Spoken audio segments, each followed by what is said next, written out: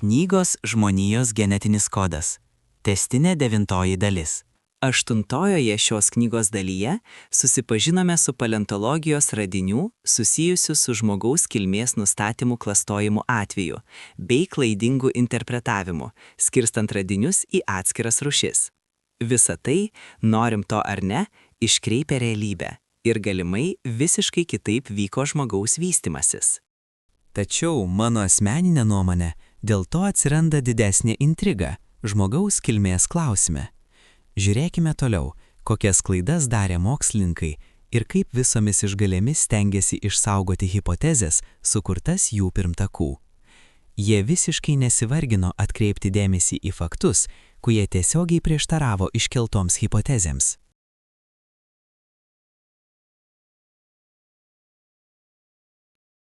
Kitas svarbus paleoantropologų radinių tipas yra įrankiai. Darbo įrankiai žinoma nenaudojami tiesiogiai nustatyti gretimų kaulų liekanoms, nors juose galima apibūdinti kai kuriuos grubius orientyrus, padedančius tokiam identifikavimui.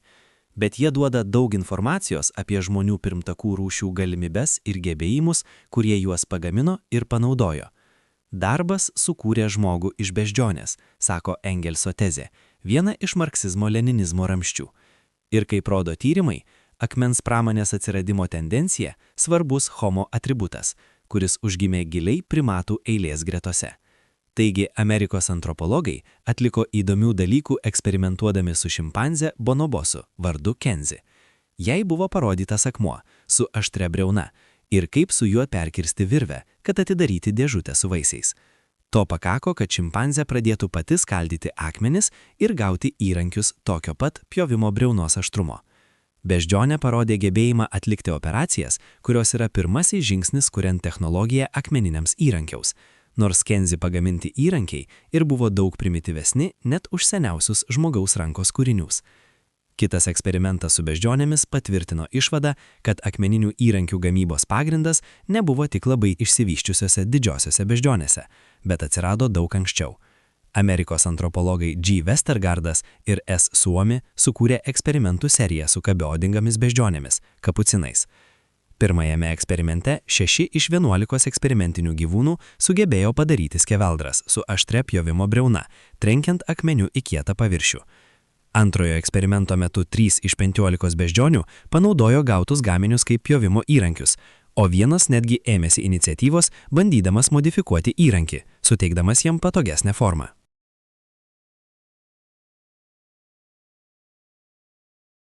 Per Etiopijos ekspediciją 2008 metais mums visiškai atsitiktinai taip pat pavyko atlikti nedidelį eksperimentą.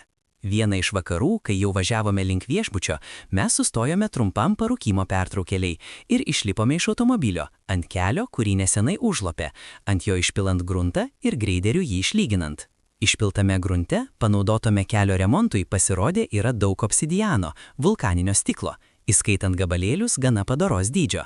Obsidianas buvo plačiai naudojamas nuo seniausių laikų įvairių įrankių gamybai. Ir mes, naudodamiesi atveju, nusprendėme patikrinti, kaip sunku iš jo pagaminti kokį paprastą įrankį. Gamybos procesą pasirinkome paprasčiausią, pakėlėme vieną obsidiano gabalėlį ir jėga trenkėme į ant žemės gulinti kitą gabalą.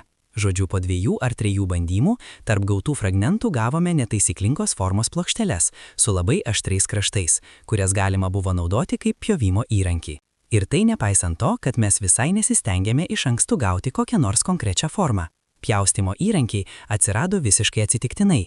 Ir jei Amerikos studijose beždžionės gamino akmeninius įrankius, tuomet juos pasigaminti iš obsidiano būtų buvę daug lengviau. Taip pat tokius pjovimo įrankius galėjo pasigaminti ir visiškai atsitiktinai. Tai rodo mūsų atsitiktinis eksperimentas. Ir kaip paprasta buvo tai padaryti. Buvo tik sudėtinga nesusižaloti rankų į susidariusius fragmentus.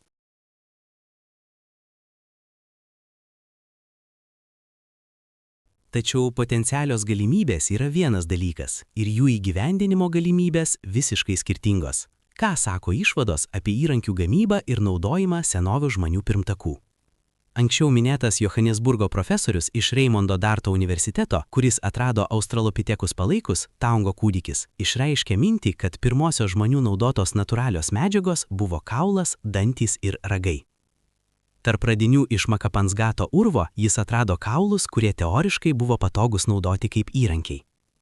Iš to Dartas padarė išvadą, kad Australopithecus jau naudojo gamtos objektus savo ekonominiams tikslams ir iškėlė hipotezę apie ostrodonto-keratinę kaulo danties rago kultūrą.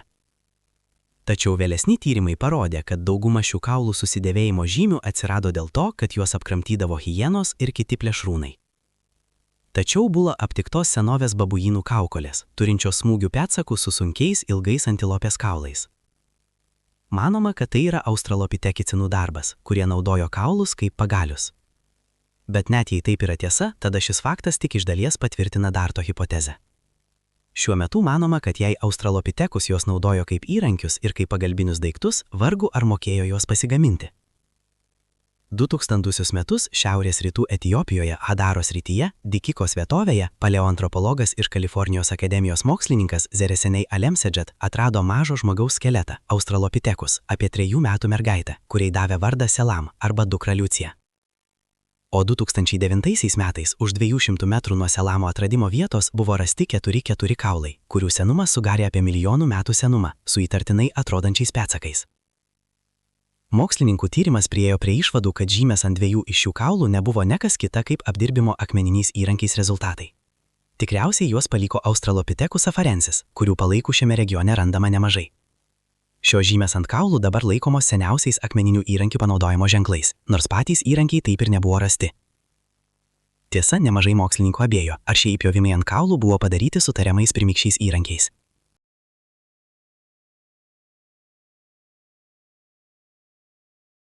Šiuo metu seniausi žinomi įrankiai buvo rasti Etiopijoje – Gonos, Omo, Šungura ir Hadaros srityse – 2,5–2,7 milijono metų.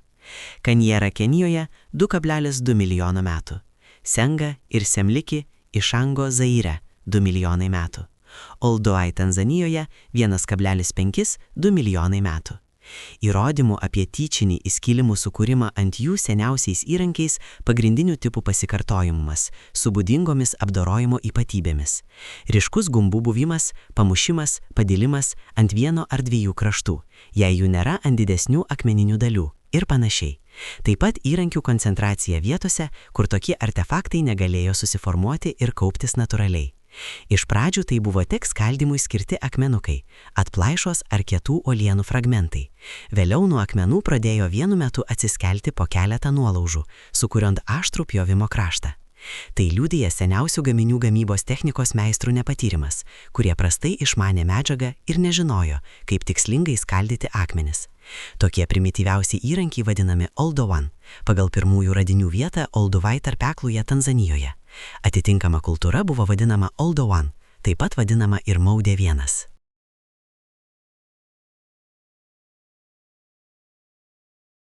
Nepaisant viso savo primityvumo, Maud 1 technologija akivaizdžiai jau talpino daugelio kartų patirtį. Tai užtruko visą žemutinio paleolito epochą ir baigėsi radikaliu akmens apdirbimo technikos pasikeitimais, dėl kurių atsirado dvipusių rankinių kirvių atsiradimas, vadinamoji Maud 2 režimo technologija, kuria buvo naudojamasi kaip efektyvių ginklų. Šie ginklai taip pat tarnavo ir įvairiems ūkiniams tikslams, ypač medžio, kaulo, rago apdirbimui.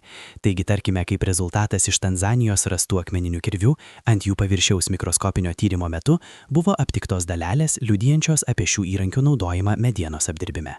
Akmeniniai įrankiai buvo pradėti naudoti gaminant produktus iš kitų medžiagų. Oldowan technologija pakeitė Acheulean technologiją, pagal pavadinimą kasinėjimų vieta Prancūzijoje, Saint-Achille, kuri atsirado apie prieš 1,7 milijono.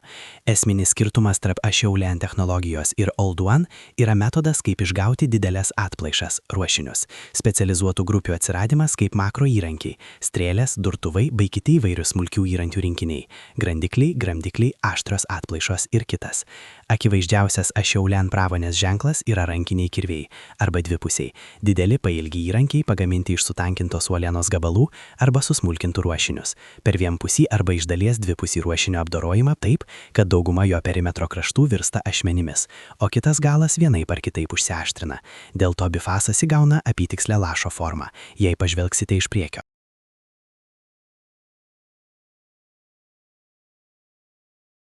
Acheulian kultūros atsiradimas daugiau ar mažiau sutampa su laiku, kai atsirado Homo ergaster ir Homo erectus rūšys, vienijamos kodiniu pavadinimu archantropai. Nors Acheulian kultūra palaipsniui pakeičia Oldovan kultūrą, archantropai gamino ir Oldovan tipo įrankius, kurie rasti vietose ir visais vėlesniais laikais, vietose beveik iki šių dienų. Tačiau tai visai suprantama, jei kažkaip patogus paprastesnis įrankis, tada jo nėra prasmės visiškai atsisakyti ir gaminti labiau sudėtingą įrankį. Mes, pavyzdžiui, turime elektrinius grąžtus ir perforatorius ir visiškai neatsisakome įprasto plaktuko ir kalto. Įdomu tai, kad maždaug tuo pačiu metu žmonės susipažįsta su ugnimi. Seniausi atvejai ugnies panaudojimo žinomi iš radinių Rytų Afrikos vietovėje Hesovanža, Melkakontūre, Gombore 1, Kubifora ir Pietų Afrikos Svartkrans urve. Manoma, kad jų amžius yra apie 1,5 milijono metų, nors susipažinimo tikimybė padidėja iki 1,6–1,7 milijono metų. Taigi, tarkime, Hesovanže, Šiaurės Kenija, Šiaurės rytų Baringo ežero pakrantė, prieš 1,38–1,46 milijono metų buvo rastas akmenimis židinys su žeme, kuri buvo įkaitinama iki 400–600 Celsijaus temperatūros, kaip ir įprastoje ugnyje, ir ugnis degė ilgai, o tai neatsitiktinė, o natūrali ugnis.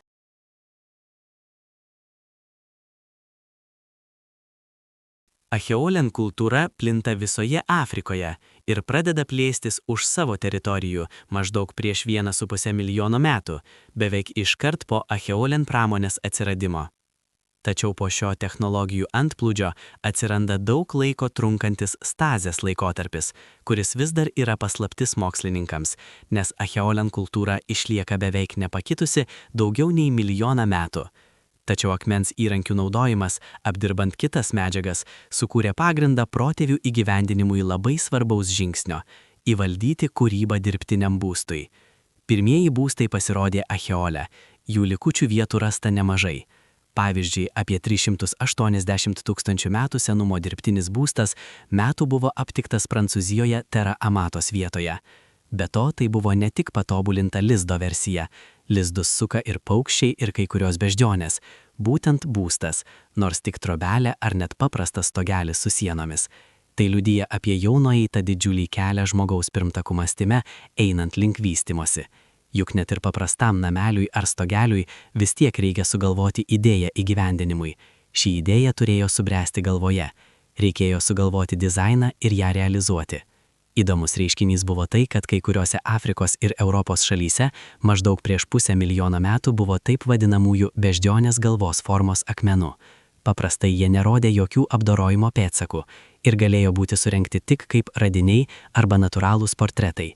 Šie ir kai kurie kiti radiniai rodo simbolinio elgesio atsiradimą, o nesusijusiais su neatideliniais išgyvenimo poreikiais, estetinių jausmų atsiradimą tarp archantropų.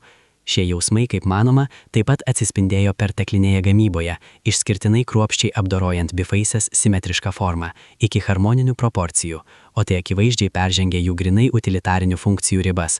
Sedro Beševskis Beljajeva, pasiekiamoji grandis.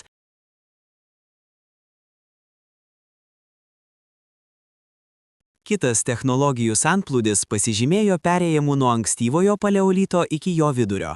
Paprastai tai siejama su Mausterio kultūra, išryškėjusia dar XIX amžiaus 60-aisiais, kuri pavadinta pagal radinių vietą Lemustier urve, pietuose vakarų Prancūzijoje. Mausterio kultūra atsirado maždaug prieš 200 000 metų, pagal kitų vertinimus prieš 100 000 metų anksčiau, ir egzistavo maždaug iki 35–40 000 metų, o kai kur iki 28 000 metų.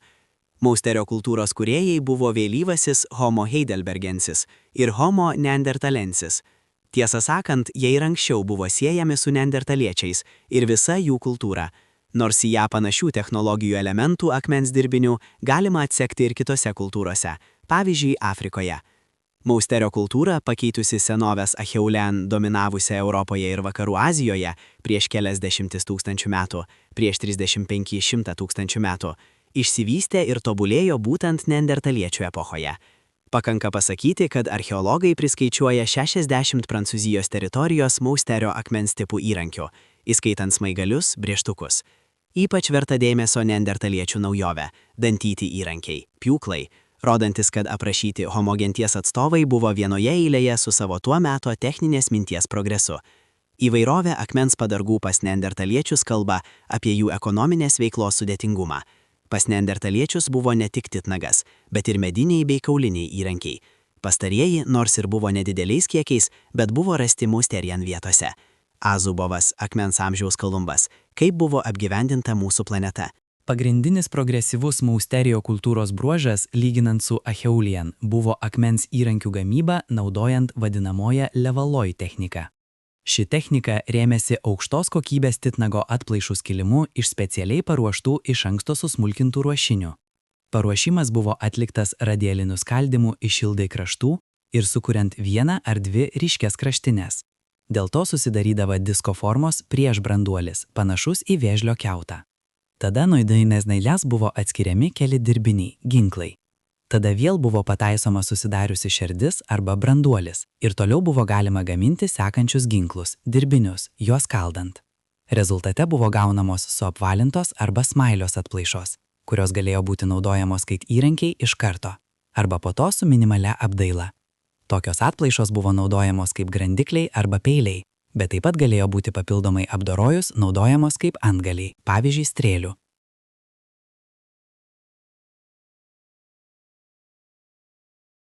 Vidurinis paleolitas baigėsi vadinamojo vėlyvuojo paleolito revoliucija, kuri dažniausiai datuojama maždaug prieš 50 000 metų, nors galima rasti datų 40 ar net prieš 30 000 metų.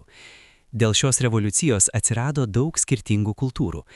Visos šios kultūros buvo vadinamojo viršutinio paleolito kultūromis.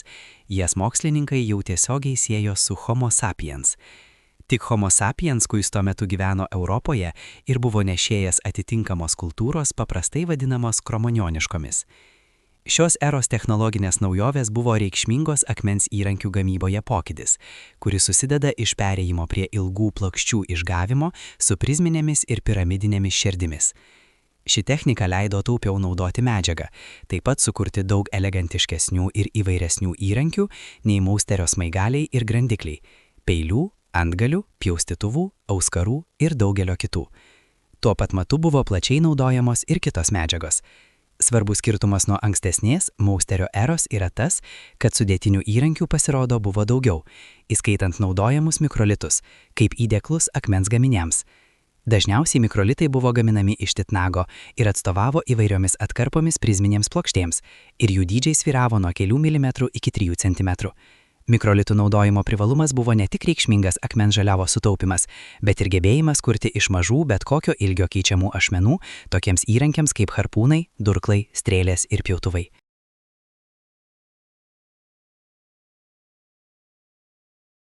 Dabar manoma, kad technologijos apimančios mikrolitų gamybą ir naudojimą atėjo kartu su Homo sapiens iš Afrikos, nes čia yra atrandami seniausi panašus akmens gaminiai.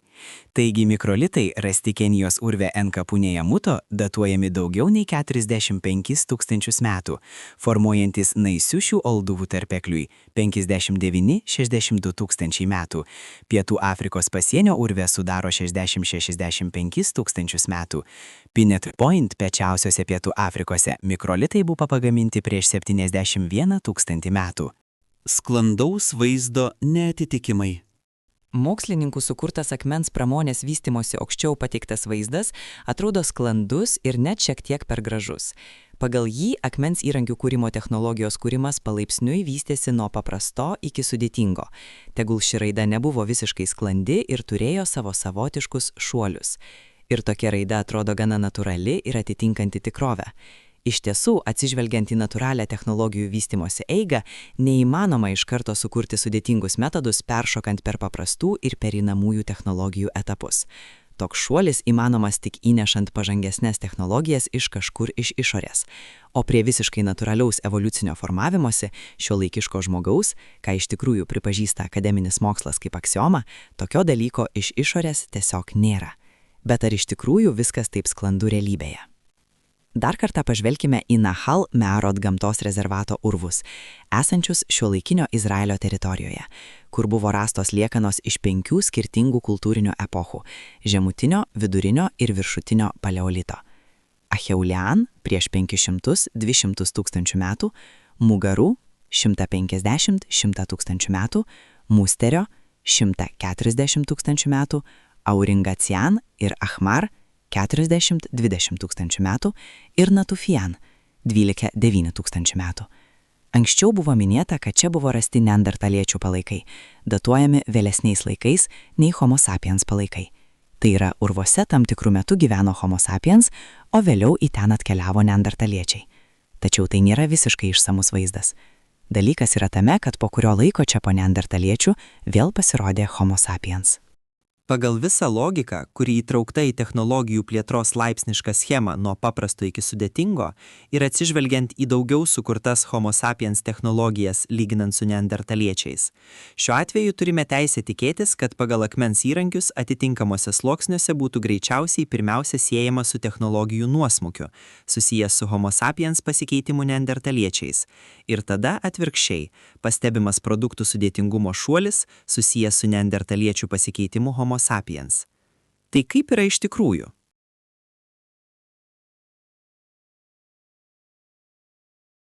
Laimiai, mums nereikia atsakyti į šį klausimą ir vartyti didelius pranešimus arba įsiskverbti į muziejaus užkaborius, kuriuose buvo kraunami vietiniai radiniai.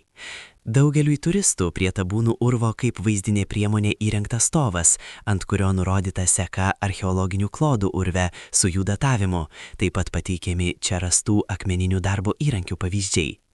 2010 metais mūsų ekspedicijos grupėje kaip gidas lydėjo istorikas, kuris anksčiau buvo tiesiogiai dalyvavęs šiuose kasinėjimuose. O jis, stovėdamas šalia stendo, entuziastiškai apie tai mums pasakojo daugiau nei pusvalandį. Kai jis pagaliau nutilo, uždaviau jam paprastą klausimą, kuris ilgą laiką buvo ant mano liežuvio, nes atsirado per pirmą greitai mesteltą žvilgsnį į stendą. Kodėl labiausiai aukštos kokybės ir sudėtingi įrankiai, kuriems reikia daugiau tobulos jų gamybos technologijos, atsidūrė čia žemesnėme sluoksnyje, o kuo sluoksnis kilo aukščiau, tuo buvo paprastesni įrankiai. Mano klausimas jį šokiravo, iki tos akimirkos jis tiesiog nematė šio fakto. Tuo tarpu stende akmeniniai įrankiai gana aiškiai rodė visai nelaipsnišką vystymąsi nuo paprasto iki sudėtingo, o technologijų primityvumą, po kurio seka kilimas, kaip nurodyta anksčiau, kai būtų galima tikėtis atsižvelgiant į tarpinę neandertaliečių bangą, o dėl laipsniško technologijų nuosmukio vyko jų degradacija. Pats nesiimsiu aiškintis šias keistas aplinkybės, bet faktas egzistuoja. Įvykių seka su akmeniniais įrankiais neatitinka jokių bendrų technologijų vystymosi nuo paprasto iki sudėtingo, priimto akademiško mokslo, nei sukurtos urvo gyventojų egzistencijos bangų vaizdo pateiktų archeologų.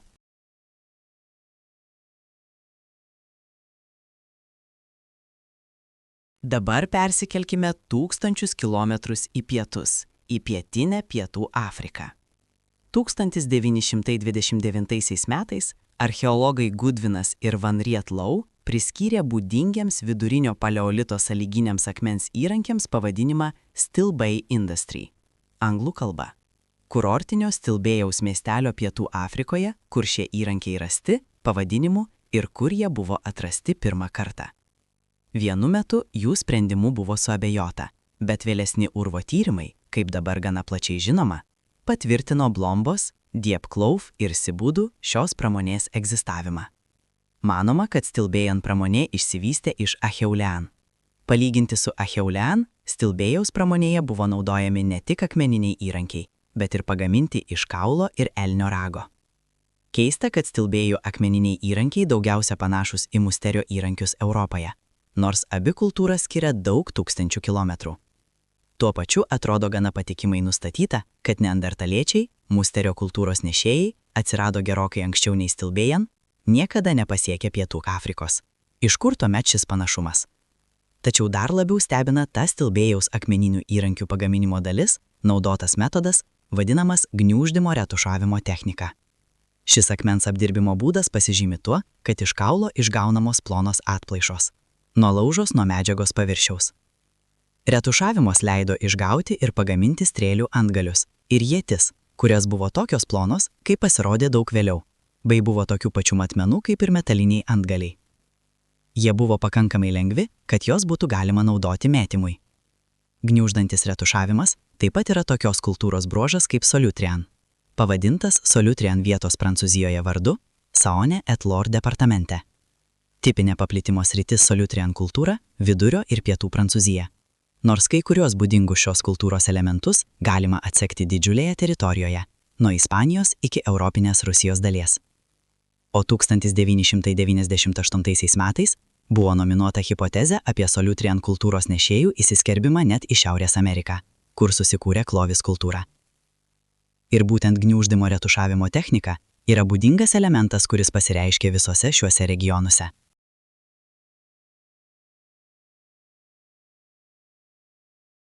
Įdomu, kad stilbų kultūra Pietų Afrikoje naudojo tą patį gniuždymo retušavimą. Anksčiau datuojama maždaug tokiu pačiu laiku. Buvo manoma, kad jos amžius yra apie 20 000 metų. Tačiau 2008 metais paskelbti sensacingi išvadų tyrimo rezultatai – Blomboso olos, kuri pasendino šią kultūrą net 50 000 metų. Grupė mokslininkų iš Pietų Afrikos, Australijos, Didžiosios Britanijos ir Vokietijos gavo tiksliausias optikos liuminiscencinius archeologinių dirvožemio pavyzdžių sluoksnių datavimus, kuriuose yra stilbėjų kultūros artefaktų, taip pat ir iš sluoksnių esančius tiesiai virš jų viršuje ir apačioje. Šių tyrimų rezultatai parodė, kad stilbėjant kultūra atsirado maždaug prieš 71 900 metų ir išnyko maždaug prieš 71 000 metų, egzistavusi labai trumpai, mažiau nei 1000 metį, kuris keistai sutampa su Solutrien kultūros egzistavimo trukme Prancūzijoje. Tada, jei plėtosime idėją, kuria grindžiama hipotezė apie Cloviso kultūros atsiradimą Šiaurės Amerikoje dėl to, kad čia įsiskerbė Solutrien kultūros įpėdiniai, tada būtų galima pateikti versiją, kad dėl to atsirado Solutrien kultūra Prancūzijoje. Dėl imigrantų iš Pietų Afrikos, kurie skerbėsi į Europą ir buvo stilbėjų kultūros teisėjai. Ir bendras kelias gniuždymo retušavimo technologijos klaidos pasirodytų apskritai tiesiog didžiulis – iš Blomboso urvo pietuose Afrikos pakrantėje, per Prancūziją, visą Sibiro ir Aliaską, iki Naujosios Meksikos valstijas pietų JAV. Ir ši technologija turėjo tęstis ne mažiau nei 60 000 metų.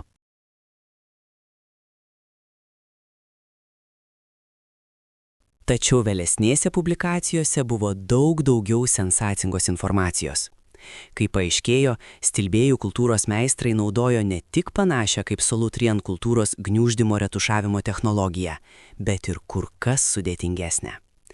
2010 m. spalį žurnalas Science paskelbė Vincento Moro, Paula, Vila ir Christopherį Henschelwoodą atliktų tyrimų rezultatus, atstovaujant atitinkamai Nacionalinio archeologijos preventyviojo instituto Prancūzija, Gamtos universiteto ir Istorijos muziejos Colorado Boulderio mieste JAV ir Bergeno universiteto Norvegija. Jie padarė išvadą, kad gamybos metu akmeniniai įrankiai rasti Blombės urve, gniuždymas, retušavimas buvo tik paskutinis apdorojimo etapas. Tai įtakojo ruošinio gavimas. Senovės meistrai apdorodavo akmenį su plaktuku, kad jis įgautų norimą formą, o po to jį termiškai apdorodavo. Tai yra, kaitindavo ugnyje. Ir tik tada meistras pradėdavo būsimų ašmenų aštraus galo suformavimą, geometriškai teisingais kraštais ir galu. Preliminarus terminis akmens apdorojimas ne tik leido padidinti atplaišų ilgį iki 5 cm, bet taip pat jas padarydavo plonesnėmis ir aštresnėmis. Be to, po tokio apdorojimo buvo galima tiksliau nulaužti atplaišas nuo akmens, kompensuojant jos paviršiaus nelygumus. Šis metodas buvo veiksmingesnis, kuriant dvipusius įrankius, tokius kaip strėlių antgaliai arba akmeniniai peiliai, nes tai leido kontroliuoti gaminio kraštų aštrumą, jų storį ir išlaikyti bendrą formą. Pinnacle Point stovyklavietės radiniai rodo, kad kaitinimas ugnyje buvo naudojamas jau prieš 164 000 metų, bet tik Blomboje, naudodami ją, jie išgaudavo tokius puikius įrankius. Norėdami įsitikinti, kad senovės Pietų Afrikos gyventojai naudojo būtent tokią gamybos techniką, mokslininkai lygino akmeninius artefaktus, pagamintus gyventojų iš smulkiagrūdžio silicijo mineralinių silkreto Blombos urvuose, su asmeniškai pagamintais gaminiais. Sukūrimui šiems moderniems gaminiams buvo taikytas tas pats metodas – kaitinimo ir gniuždymo retušavimas ir ta pati medžiaga – silkretas surinktas už 30 km nuo urvo. Artefaktų ir modernios jų kopijos pasirodė nuostabiai panašios.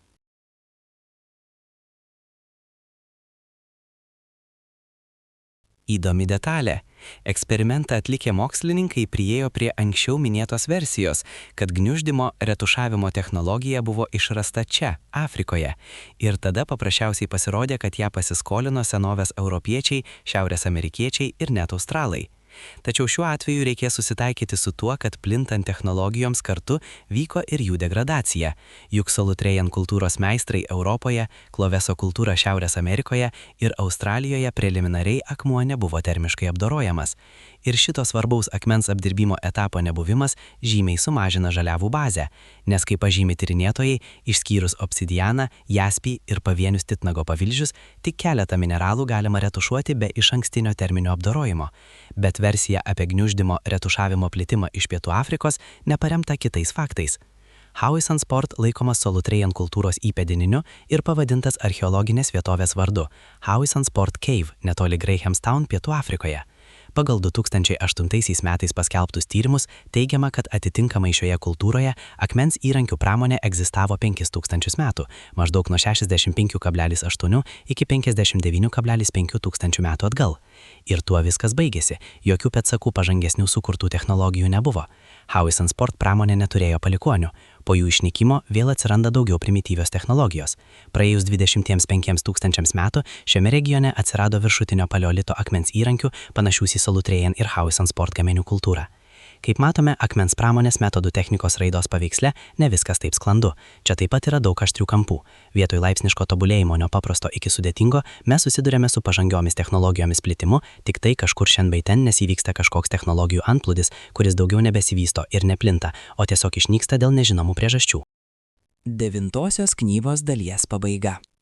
Šioje dalyje daugumoje apžvelgiami senovės protėvių, neva sukurti primityvūs mūsų laikmečio atžvilgių įrankiai bei ginklai, nuo akmeninių iki mineralinių bei kaulo. Verčiant šią knygą iš rusų kalbos ir ruošiant ją skaitmeniniu formatu, man net po keletą kartų teko perpatikrinti tekstą ir po keletą kartų perskaityti jos tekstą. Šio proceso metu man, kaip ir knygos autoriai, iškildavo ir ramybės iki šiol neduoda iškylantis klausimai. Tačiau jų nenagrinėsiu. Užsiminsiu tik tiek, kad labai neįtikinamai atrodo rasti prie iškastinių liekanų akmeniniai įrankiai, kuriuos mokslo žmonės interpretuoja kaip pagamintus senovės žmogaus. Išties reikia turėti lakią vaizduotę, kad laiko nugludintą akmenį pripažinti sukurtų senovės žmogaus. Svarbiausia, kad tam įrodymų nėra, vien interpretacijos. Sekančioje 10 dalyje susidursime su įdomia tema. Datavimo metodai paleoantropologijoje. Patikėkite manimi, pats smagumas tik prasideda.